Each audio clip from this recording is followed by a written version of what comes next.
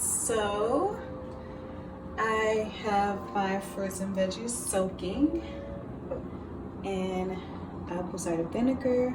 I'm going to be soaking this for about 15 minutes. So I used my filtered water and I'm just going to let it soak. I de-stemmed the kale, just like put it on the side. I'm about to throw that out. Just to help it not taste so bitter.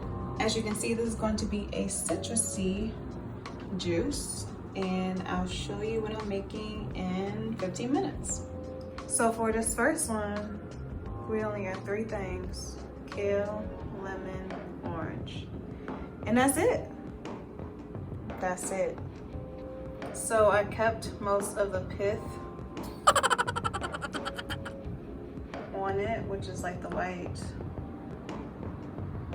skin on it. Not a fan, don't really like it, but it holds a lot of nutrients, so I'm like trying to keep my immunity strong, so let's keep that pith in. And then I'm also going to peel this orange and just dump it in, seed it, de-seed it, and then put it in. Right, add a little bit of spring water, the kale, a whole orange, and half a lemon. Let's blend it up and strain it. So this is how I strained it. You know, I had a nut bag. I don't know what happened to it, so I had to make a way out of no way. So I'm gonna, this is kind of like the rest of it. Doesn't strain through. All right, A Tale of Two Kale, part 2. This is the second drink. So we're gonna have some kale. That's about 1/4 of a bunch.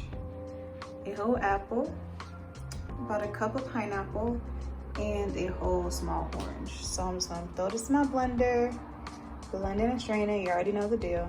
Pro tip, blend the kale first to get all liquefied, and then add in the sweet stuff to make it less bitter. All right, so all the kale is blended up. I'm gonna add the fruit now. All right, so I added the fruit. I may or may not have to add water, but I'm gonna blend it up first and see. All right, this is it. Strain it. You already know what's good.